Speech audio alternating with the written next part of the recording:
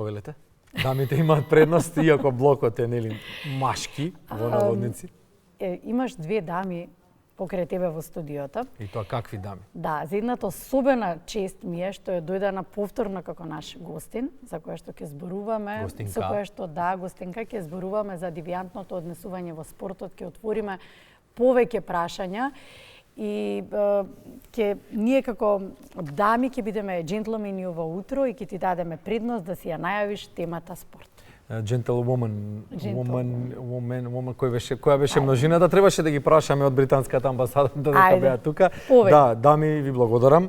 Особена чест ни е да ја представиме, веќе ја знаете, професор доктор Ленче Алексовска Величковска, која што е психолог, која што е професор на Факултетот за физичко образование, спорт и здравје, која што е една од најповиканите и најмеродавните да зборува на оваа тема. Темата е девијантноста и социјалната контрола, овие две појави во спортот. Прво, добро утро, добре ни дојдовте. Благодарам за поканата. Секогаш се чувствам пријатно. Така, ова е ваша тема. Ова е ваша тема и само накратко пред да ја вклучиме колечката Анита Никушева-Ванчев, која што е заедно со професор доктор Иван Анастасовски, кои што ќе ни дадат вовед на темата. Што е тоа девијантност? Видете, девијантност, кога се зборува за девијантност, веднаш нас не насочува на некое кривично дело. Значи и тука се вклучува и малолетничката деликвенција, а сето тоа спаѓа во едно неприлагодено однесување. Дали е малолетничка деликвенција, дали е наркоманија, дали е агресивно однесување, сето тоа спаѓа во неприлагодено однесување и однесување кое што отстапува од нормалното. Општеството и културата ги даваат сите тие норми, а сите ние треба да се прилагодиме. Зашто зборувам прво ние? Ние возрастните, затоа што ние сме пример за децата. Децата и адолесцентите учат од сите нас.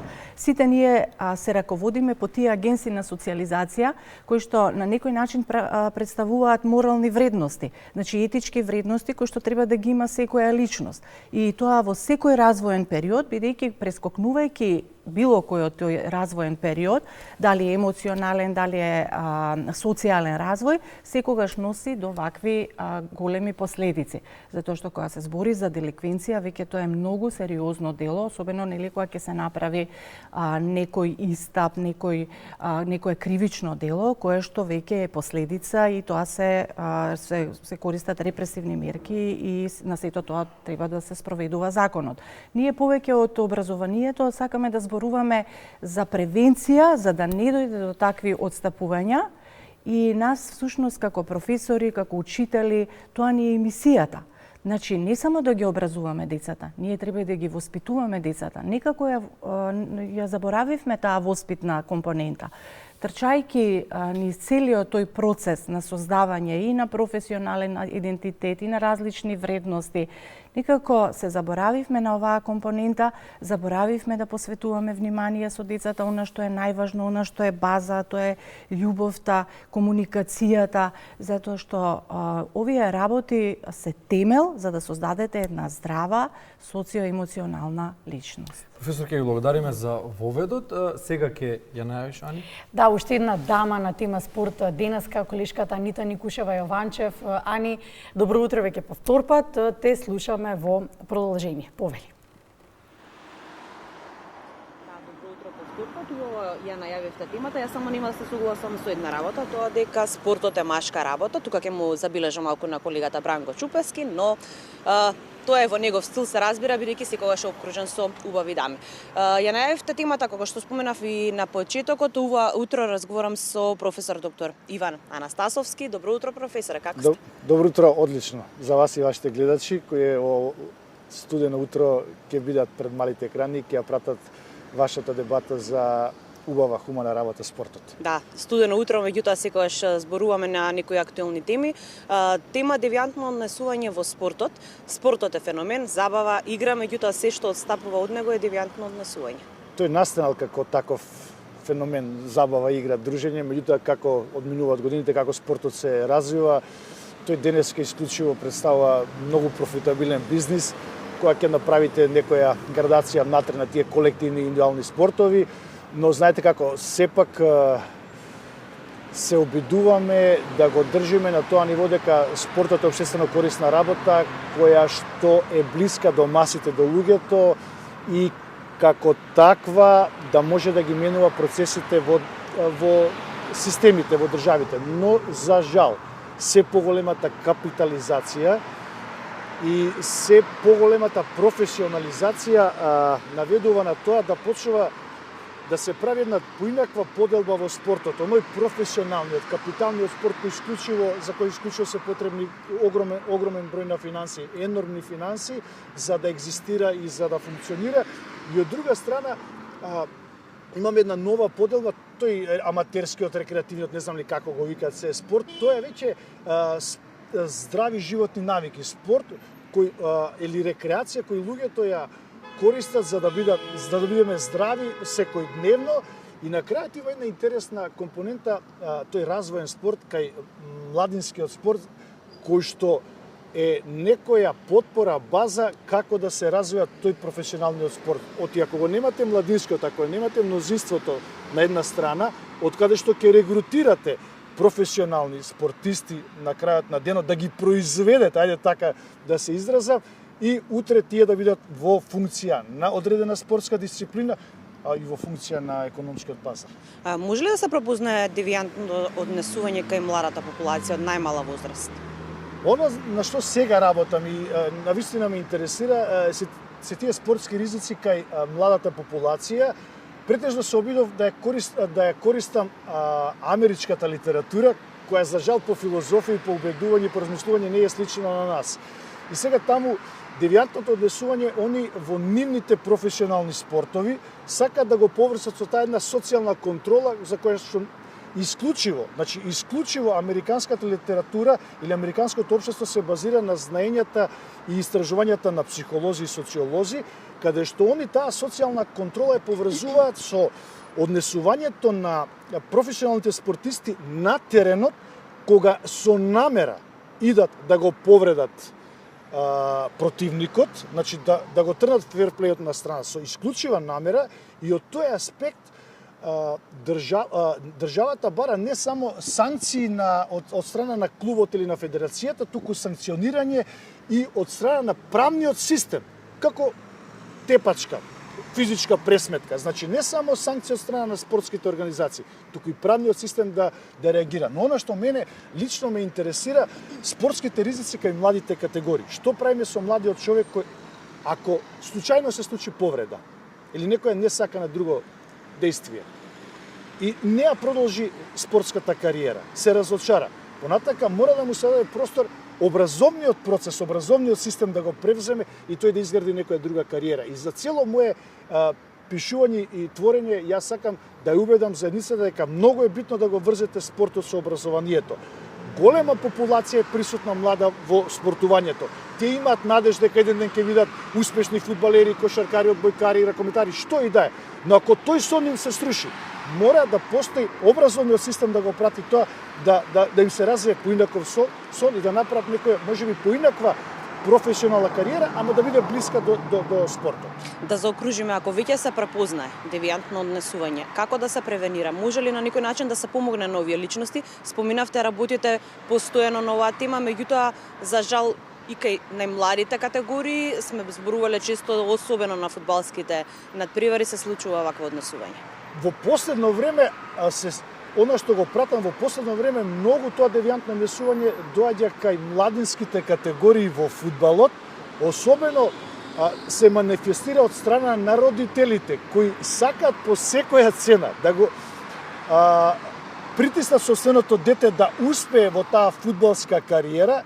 И пак сега ќе го поврзам со она што го реков на почетокот, поради некој иден трансфер кој треба да се направи, оти трансферите во фудбалот отидоа во многу високо ниво финансиски говорам, и тоа е предизвик за секој родител кој сам инвестира во собственото дете, во таа посебно спортска гранка фудбалот, и тука родителите не се реални во градењето на таа кариера. И се случува такви девијантни однесувања, каде што имаше и забрана на одење да се гледаат лигите во младински категории. Од тој аспект говорам дека превентивниот дел, според мене, исклучиво треба да се базира на делот од образованието, едукацијата, семинари, разговори со самите родители, да организираат федерациите или најмоćната, најголемата федерација во нашата држава, фудбалската, која има можност, има ресурси, да прави такви едукативни семинари кои што ќе биде превентивен дел. Да не доаѓаме до репресивниот дел. Репресивниот дел е веќе мора да се превземат одредени санкции. Оно што го кажав и на почетокот. Санкции кои што дури социјалната контрола ќе се движи во делот правниот систем да ве санкционира за вашето поведение, за вашето однесување визави кариерата на спортската кариера на вашето дете. Да, освен децата треба да внимаваме и ние како родители, сепак и Повеќе ние сме треба гледачи на родителите да вината. внимаваат. Да. Благодарам професоре на одвоеното време, ова е убава тема, се надевам и во наредниот Одлично, период е браво. убава за обработување. Благодарам и на вам. Благодарам уште еднаш. Студио. Ако може само да реплицирам, не беше кажано машка работа, туку во наводници машка тема. Да се извинам на дамите ако погрешно протолкувале. Се разбира, не сме шовинисти. Ајде, убаво ме ти подра, кажам. убаво да е те вака подра, во слободен колешка. говор кажано. Ајде во слободен говор и ќе продолжиме и понатаму. Нотирано, прифатено. Во слободен говор, но издржано со факти и убаво објаснето да можеме сите да се разбереме на оваа тема. Отина вистина е многу значена. Пред се, како што вели професорката, да изградиме едно здраво општество, темел на едно здраво општество, кои се? Тоа се младите. Колку инвестираме во младите, колку вложуваме, професорите, вели професорката Ленче Алексовска, тоа е наша мисија. Да ги едуцираме, да ги воспитуваме, да градиме едни млади кои што ќе бидат идни генерации на здраво, квалитетно општество на кое што сите ќе се гордееме. И сега колку не можеме да се споредуваме генерацијски професорки, јас можам некои работи да кажам за мојата генерација кои што навистина се многу различни од генерацијата на Бранко, но оваа генерација сега навистина нема ниту една допирна точка со тоа како ние растевме, како ние созревавме, како ние навивавме на утакмици, како надпревари, добро, како ние го доживувавме спортот. Успевате ли во вашата мисија? Па секако, секој од нас се труди да го даде максимумот, да го извади најдоброто. Значи да допрете до оние кои што ги воспитувате или ги образувате, да им поставите една рамка, затоа што тие и како студенти, и како ученици, и како основци, и како средношколци, не можат све одеднаш да научат. Значи има развоен период каде што треба секој период секогаш да се погледне од сите страни, тие да се пронајдат, да го пронајдат својот идентитет, да го пронајдат подоцна прво тој адолесцентски идентитет, па потоа да го пронајдат својот возрастен идентитет, професионалниот идентитет, самата професија и низ тој процес да ги препознаат оние вистински вредности, вредности на човекот за кои што секое општество се бори и тие како што рековме се темел, а секогаш нешто што е поврзано, дали е девијантно или не е, секогаш го кажуваме спортот како неверојатна алатка која што истата таа треба да се примени и да се воспостави кај сите тие во тој развоен период, кај сите тие деца, адолесценти, дури или возрастни, затоа што се покажа дека спортската активност или физичката активност сите имаат голем бенефит од тоа. И во создавање на личноста, и во создавање на спортски навики, и во спречување на оние сите современи негативни тенденции кои што го демнат секое современо општество, значи представува една од најдобрите алатки и тоа треба така и да се воспоставува и сето тоа да се реализира.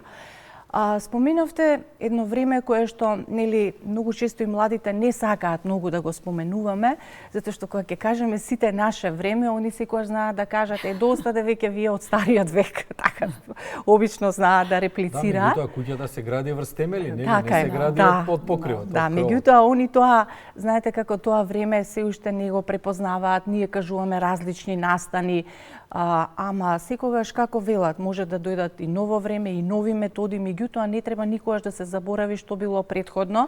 Нели е тука малку контрадикторно? Велиме современо општество во кое што има многу повеќе девијантни појави од она старомодното општество во кое што беа сведени на минимум. Каде е проблемот?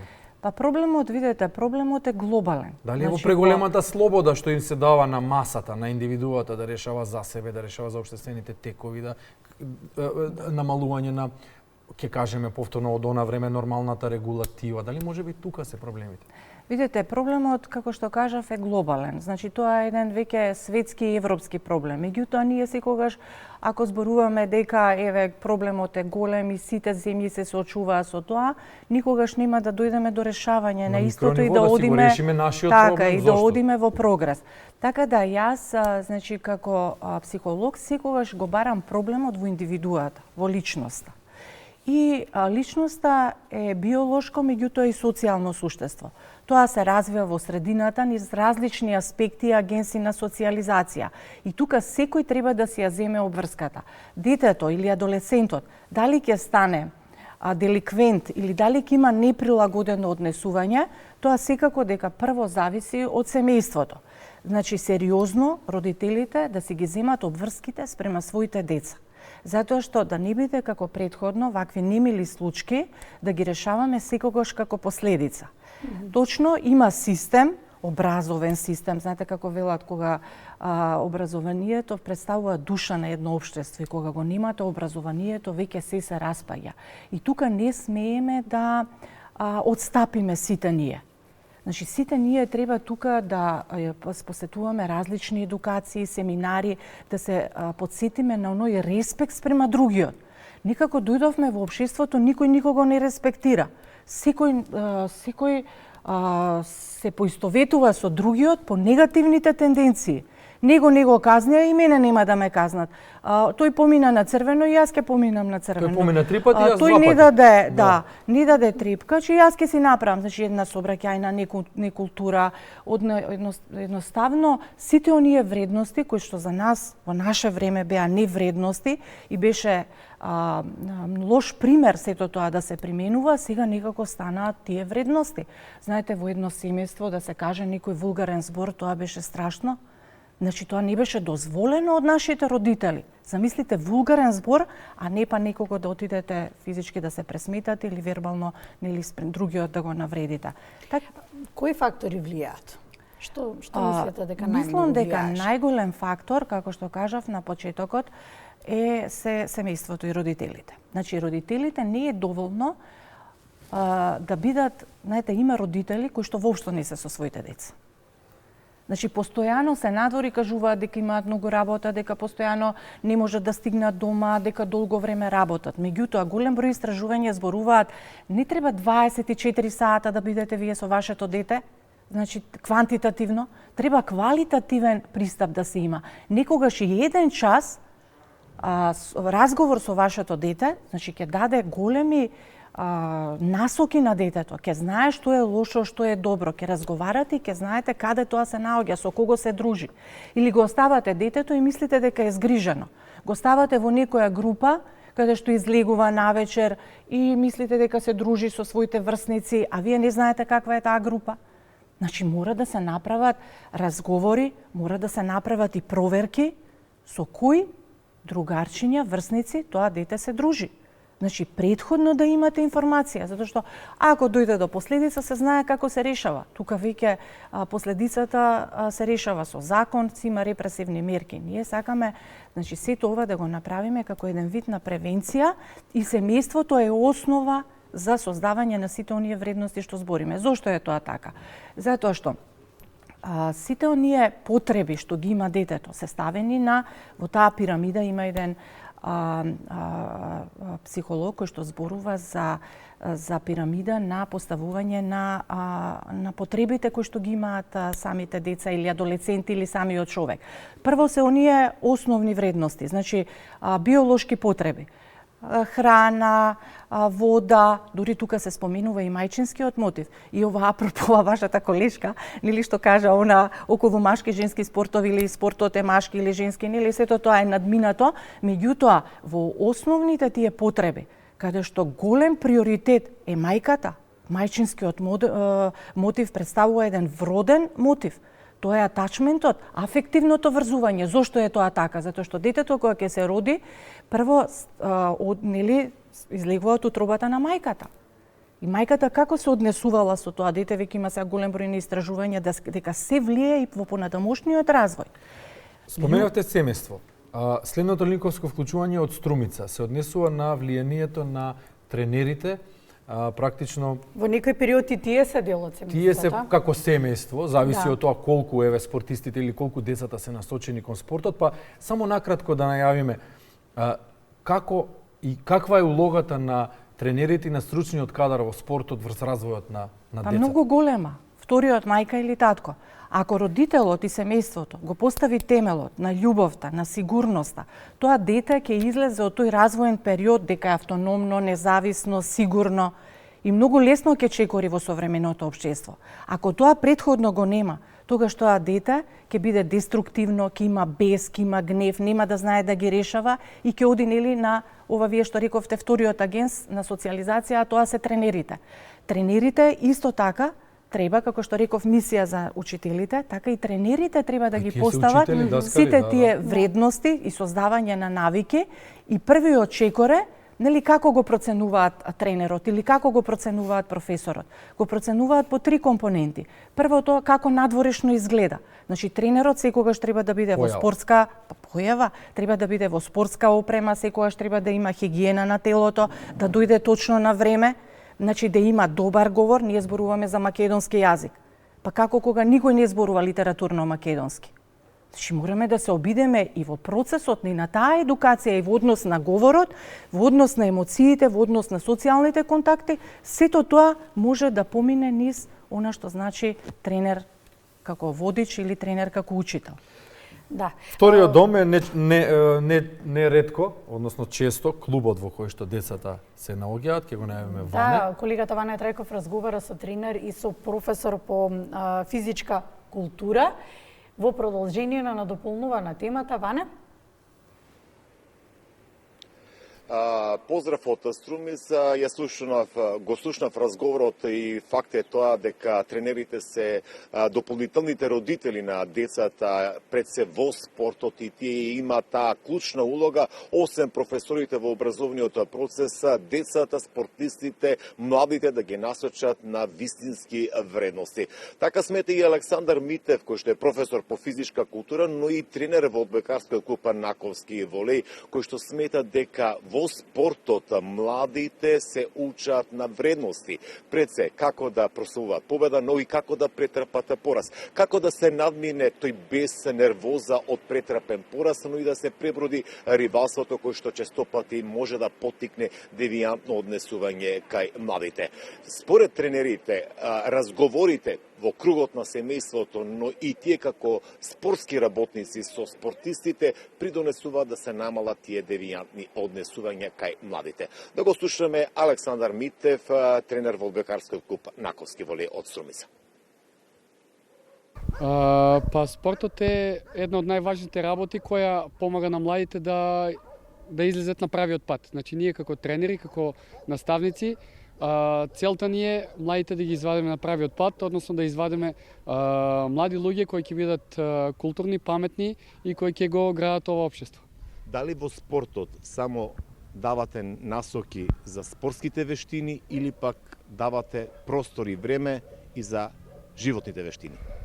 Па е вака искрено, значи прво нешто што обраќаме внимание кај поготово кај помладите категории е тоа децата да ги извадиме на прав пат. Значи колку се важни спортските вештини, толку се важни и животните вештини. Значи децата да бидат културни, паметни, да се научат на ред и дисциплина, нешто што ќе им користи во текот на целиот живот. Колку стават акцент на девијантноста, односно на девијантните појави?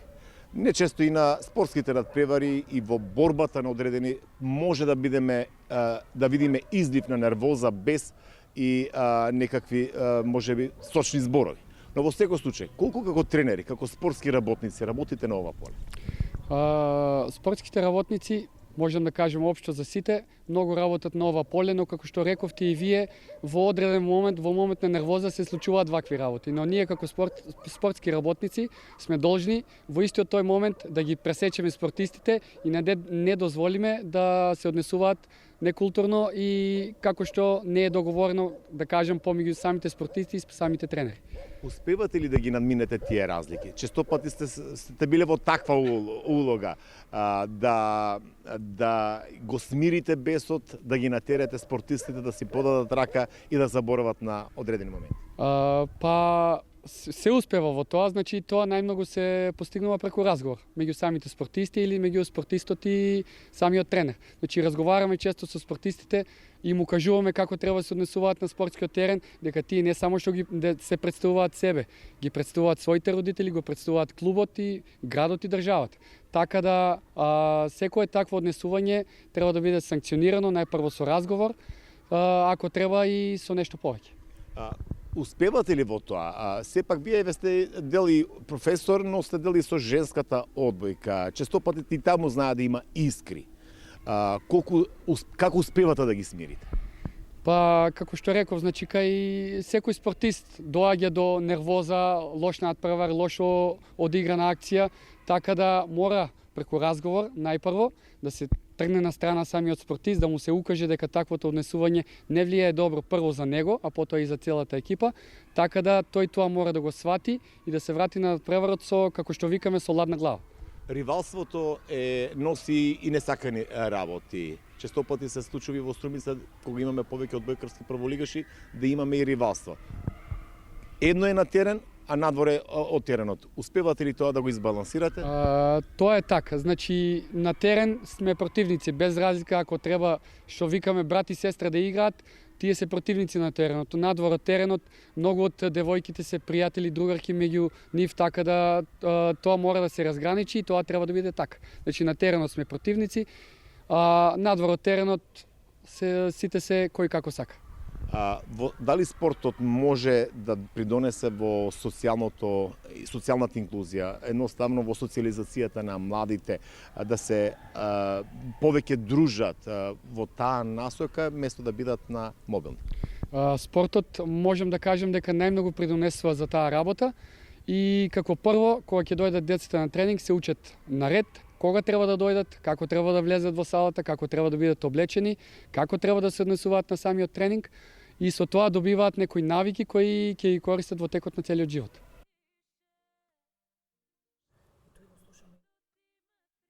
Професорот Александар Митев, воедно и тренер на одбојкарскиот клуб Наковски волеј, кој што кажа дека со влегувањето во спортските терени младите стекнуваат одредени здрави навики. Бранко, само да подсетам дека денеска, кога сме кај спортот, денеска ќе има и пресконференција за кошаркарскиот клуб на Македонија, кој што ќе биде во Гевгелија. 8 екипи од утре играат во четвртфиналето за победник во кошаркарскиот клуб на Македонија. Тоа се ТФТ Гостивар, Пелистер Чаир, МЗТ Работнички, Куманово Кожов. Тоа се екипите кои што ќе претендираат за куп титулата оваа сезона.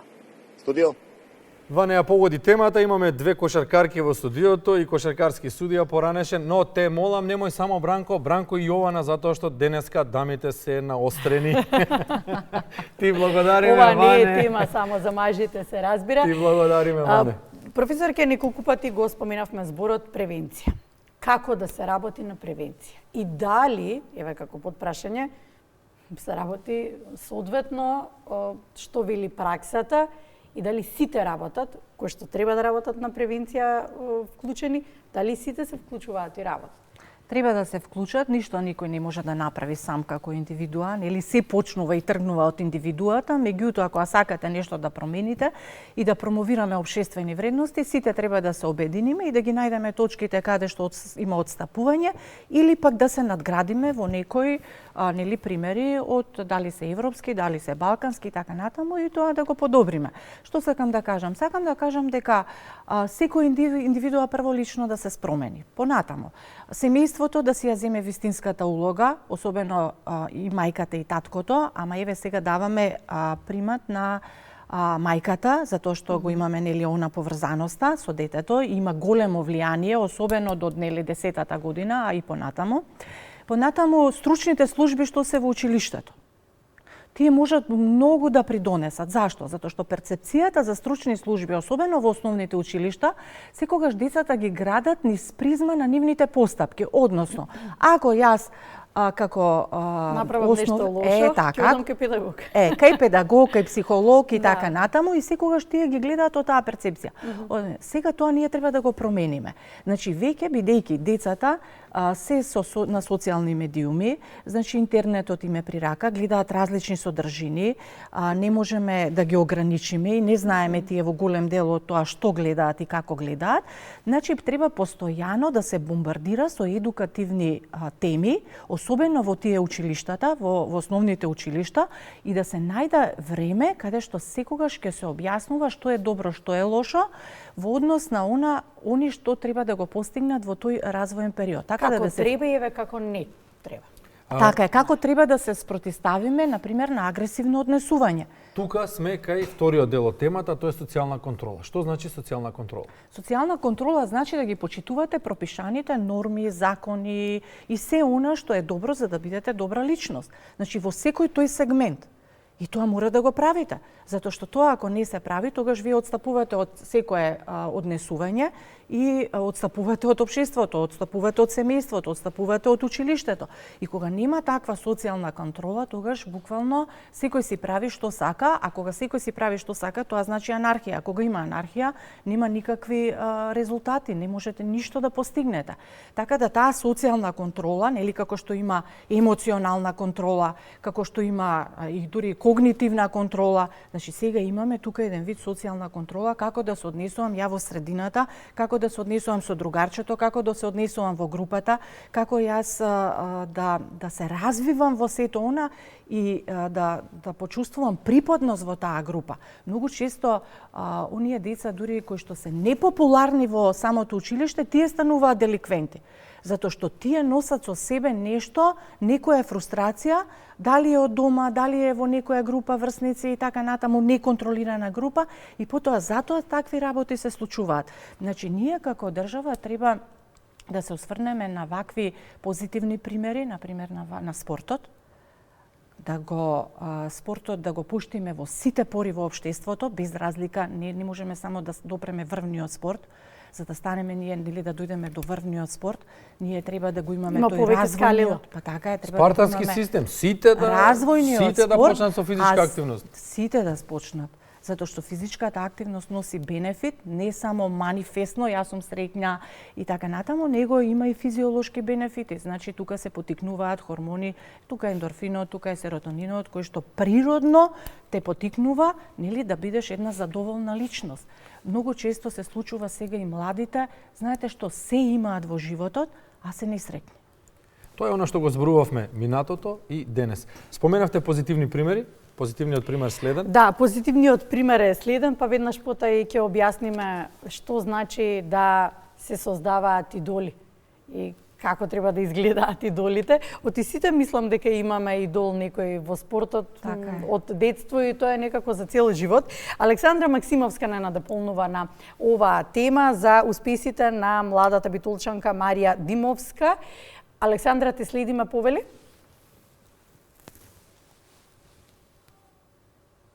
До вас и до гостите во студиото. Марија Димовска, крајот на 2024 го обележа со злато. Златен медал, со тоа се круниса и со титулата светски првак, првиот од Македонија, а воедно и првата жена светска шампионка во кикбокс од вако светската организација. Исто така и оваа година ја започна со злато, односно на Атина Челендж Европскиот куп во Грција, кој што се одржа на 2 февруари оваа година, повторно го освои златниот медал во дисциплината лоу кик до 60 килограми. Утрово сум во доста пријатно друштво, со мене се двајца шампиони, Марија Димовска и незиниот тренер и татко Александар Димовски. Добро утро на двајцата. Добро. Марија, до последен момент неизвестно беше дали ќе учествуваш на Европскиот куп во Атина. Какви се импресиите и впечатоците? Каква беше борбата? Па да, до последно не знаевме дали воопшто ќе одиме во Атина. Кога одовме не знаевме дали ќе бидеме до 60 или до 65 килограми. Во последен момент испадна да се пријави друга противничка до 60 килограми и борбата беше добра. Од моја страна искрено бев доминантна, бев опуштена со оглед на тоа дека немав во борба влезено веќе неколку месеци, имав пауза од октомври. Супер се покажав искрено, нормално е златото го зедовме. Недела потоа, исто така учествуваш и на државното првенство во Скопје. Да, но таму не се појави противник само излегов да ме прогласат и по 7-ми пат да ја земам титулата државен prvак на Македонија. Така, нема противник. Дали тоа значи дека твоите борби се толку, твоите удари се толку многу јаки што противниците веќе се плашат да дојдат во борба? Не сакам да коментирам на тоа. Така, Марија. Што е клучно за еден ваков успех на твоите 16 години? Искрено мислам дисциплината и желбата и некој да те насочи на прав правец. Бидејќи мотивација нема секогаш да имаш, ама мора да си дисциплиниран, некој да има од дома што те поддржува, во мојот случај татко ми тренерот, цело време ме насочува на вистинскиот пат, а и нормално мојата желба е преголема за овој спорт, за успех во овој спорт. Дали ти недостига она што го прават останатите девојки на твоја возраст, излегување, дружење? Како тече еден твој ден? Па, еден мој ден искрено тече во тренинг, училиште и пак тренинг. Нема многу луксус за излегување, најмногу е тренингот. Ама и искрено не ми е многу криво, бидејќи кога ќе застанам на некој надпревар и кога ќе земам тоа златото, тоа вреди повеќе од се. Така, Марија. Кога е построг Александар? Во улога на родител или во улога на тренер? Нема момент кога тој не е тренер, тој секогаш строг. Дома ми е посекако, со исхрани за килажата, со тренинзи цело време, секогаш ми е тренер, секогаш е строг. Ова повеќето луѓето мислат дека кикбоксот е машки спорт, меѓутоа еве ти покажуваш дека не е тоа така и оние стереотипи ги разбиваш. Што мислиш, што ќе им препорачаш на останатите девојки? Дали треба да се бават со овој спорт? Доколку сакаат и доколку имаат некој што ќе ги поддржат дома, да. Убаво е многу за самодоверба, за самоодбрана може да ти се најди. Не верам дека треба да го употребиш така, ама ако дојде с краја, да. Искрено мислам дека можат дефинитивно да се бават со овој спорт, многу е добро за и физички и психички. Ти благодарам, Марија. Александар, најчесто постуваното прашање. Тешко е истовремено да се биде и родител и тренер? Па, не можем искрено се уште да го тоа чувство кога ја водам Марија. Не можам се уште да преминам меѓу родител и тренери, се уште и јас имам голема трема пред незините борби. Меѓутоа со време, со искуство, со се повеќе борби, се средват некако именците. Така, не може да се направи граница за GTS. Граница, да, тешко ми е, се уште ми е тешко. Например, ако направам разлика кога водам некој друг мој борец и Марија, се уште ми е тешко. Ударите повеќе болат. Морам да признам дека се уште е тешко. Како клуб учествувавте на државното првенство и од таму се вративте со доста освоени медали. Да, сега на 9 во недела беше државното првенство. Поминало една прекрасна организација со околу 400 борци, до сега едно од најдобрите и најбројните првенства кое го организирала Кикбокс и Мај Тај федерацијата. Ние учествувавме со 16 надпреварувачи, донесовме 11 медали, од кои 5 златни, 4 сребрени, 2 бронзи. Имаше доста дебитанти, некои од нив и на првото дебитанско надпреварување освоија златни медали. Така да ние како клуб сме доста задоволни од сите дечки, без разлика дали освоиле медали или не освоиле. Сите се покажаа во добро светло. Нормално со натамошна работа ќе се подобруваме. Така, натамошна работа, кои се плановите за оваа година? Добро ја започнавте, да се надеваме дека така ќе се движи во тој правец и во следните месеци, но кои се плановите? Па да, значи ние имаме буквално секој месец меѓународни надпревари. До оваа година Европското првенство за јуниори, на кое Марија ќе учествува во Португалија, ето оваа година. И значи секој месец има меѓународни надпревари. Значи сега на 20 февруар сме на Европски куп во Пловдив, во март сме на Светски куп во Италија, во април Европски куп во Сараево, во мај Европски куп во Загреб, во јуни Светски куп Будимпешта, па крајот на јули, крајот на август, почетокот на септември е Европското првенство во Португалија. Значи, буквално сме нон-стоп во акција. Ние ќе останеме да ги следиме вашите успеси. Се надеваме дека првенството кој што ќе биде во Португалија, рековте, оваа година дека Марија повторно ќе се врати со златен медал и повторно ќе гостува кај нас во емисијата. И Бране, како што велат, ако по утрото се познава денот, по првите месеци се познава годината, по успесите во првите месеци, па се познава и се најава за следните успеси во текот на годината, кои што ќе ги очекуваме од Марија и од незиниот тренер Александар. Да, Александра, благодариме. Благодариме. Александра ми се обрати само мене, повторно. Да, ајде, Александра, немој. Александра, ќе се јавиме после емисија Ќе се договориме. Шегата настрана, Александра. Продолжуваме понатаму. Да, примери. Видовме еден позитивен пример.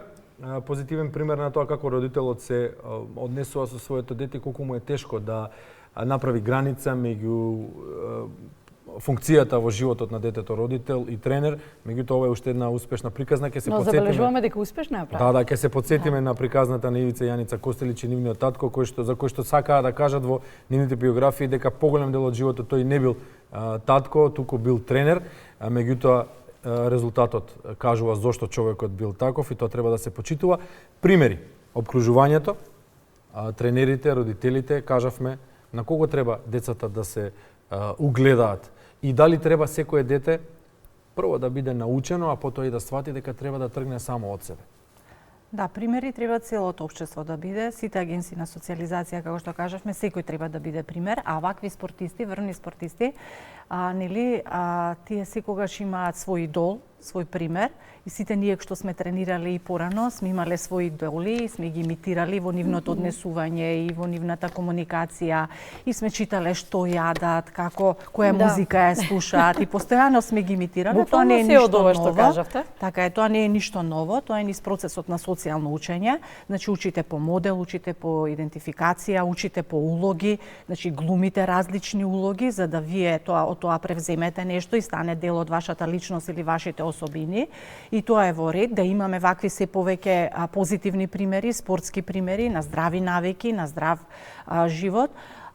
Тоа се всушност вистински и современи приказни. И натаму ние треба да се развиваме, затоа што многу е подобро и вие како медиуми секогаш да ги истакнувате ваквите примери и секогаш да се оди на една позитивна перцепција на дали настан или личности, отколку 10 пати денеска да се каже еден негативен настан и децата тоа да го слушаат. И знаете како, психологијата е во централниот нервен систем, мислата се пренесува на телото, мислата владее со телото. И кога 10 пати се слушате една информација, а вие имате 10, 12, 15 години, таа станува веќе дел од вашата личност и тоа го повторува и тоа го учи.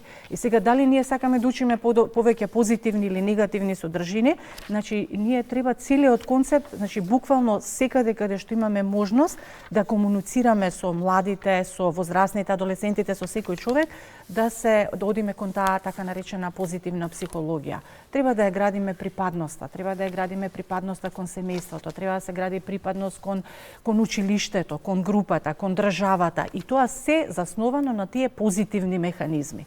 Само така ќе можеме ние да развиваме едни млади, да имаме здрави деца, здрава нација и да имаме впрочем и здрава држава, а плюс вакви деца кои што постигнуваат врвни резултати, затоа што знаеме колку е тежок е спортот.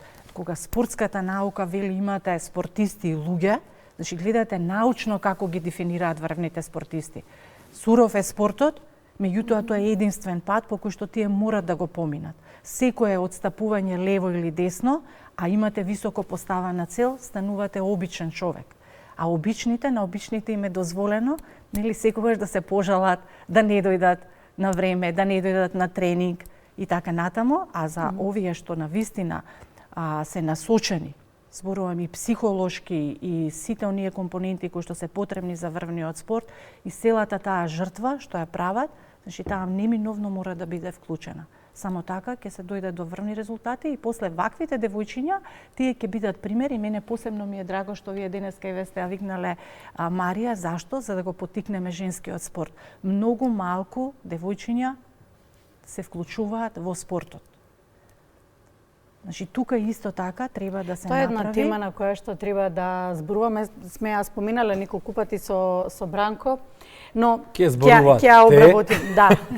Ќе обработиме и зборуваме. таа тема, еве тргнувам како некој кој што се занимавал со кошарка, ако јас кога играв кошарка имаше, не знам, можеше да се изброи без колку беа спортски клубови. Многу. Женски. Цела лига.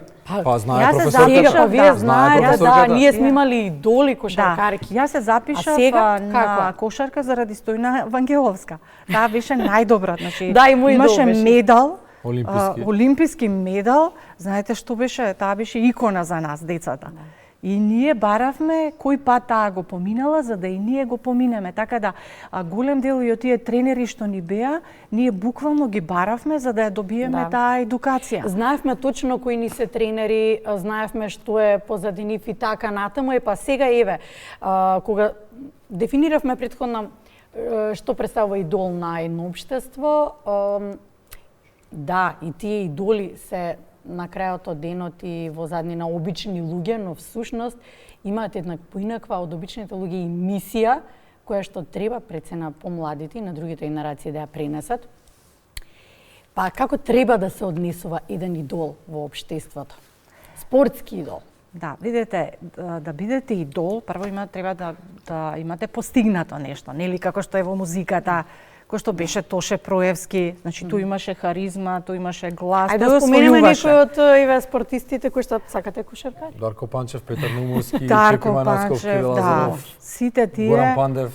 да, сите да не тие, изумиме некого, така. Врбица Стефанов е од Ето, може, кошарката. да, од Да, кошарката, Перо да. Антич. Така да сите тие се наши идоли кои што навистина постигнале нешто и тоа е сон на секој врвен спортист. Секое дете кое што ќе почне да тренира, ако има 9 години, тој сака да стане Кирил Лазаров или Дарко Панчев или Пандев. Значи, ако има 9, тој од тука почнува и тој го следи неговиот пат. И тој цело време, сега поготово, нели, со мобилните, интернетот и сите тие социјални медиуми што се вклучени, можете се да пронајдете за него. И како се однесува, и што јаде, и каде, и кога спие, што правел за време, нели, на тренинзите, што прави сега, и тој е негов и животен идол. Значи, не е само за водност на спортот, тој него го имитира.